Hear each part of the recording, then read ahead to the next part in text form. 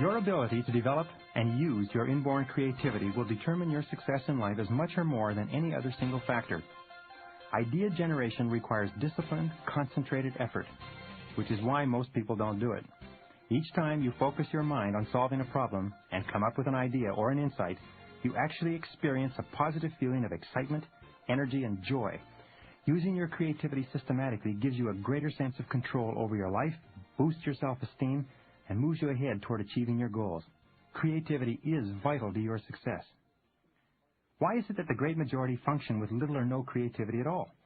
We've all heard the statistic that the average person uses less than 10% of his or her mental capacity. Well, recent research at Stanford University suggests that it is closer to 2%, surely not more than 5%. Even if you are using 10% of your mental abilities, it means that compared to what you could be, you are only enjoying a small part of your existing potential. Children tested between the ages of 2 and 4 test out at 95% highly creative. When the same children are tested later, at age 7, only 4% of them are still highly creative.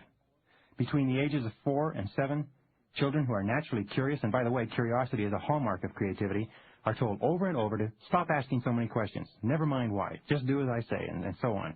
Eventually, the young child, wanting and needing the love and approval of his or her parents, decides that if you want to get along, you better go along.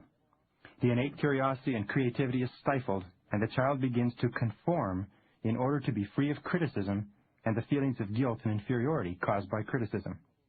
As adults, most people resist change, fear new things, avoid asking questions, and stick rigidly to the established ways. They say things like, that's not for me, don't rock the boat, that's the way we've always done it, and why bother? The two major obstacles to creative thinking are first homeostasis, which means clinging to the status quo, or trying to continue acting and thinking in habitual ways, as I just mentioned. The second is psychosclerosis, which is a hardening of the attitudes, evidenced in rigidness of thinking and the refusal to consider alternatives. This is often called black-white thinking because people with psychosclerosis see most issues as pairs of opposites, as either or, with very little gray area allowed in between. You can tell how open and flexible your thinking is by seeing how easily you can make 3 statements or admissions. How easily can you say this? I was wrong. I made a mistake. Especially to your children, to your spouse, and to your subordinates.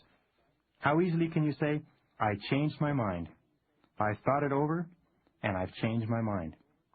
And how easily can you say, I don't know, or I don't know, but I'll find out. You see, the more easily you can admit that you made a mistake or changed your mind or don't know, the more innovative and creative you will be. The less time and energy you will spend protecting and defending the past. And you can improve by practicing these 3 statements. Say them over and over until they flow naturally out of you. However, Einstein said every child is born a genius. You were born a genius.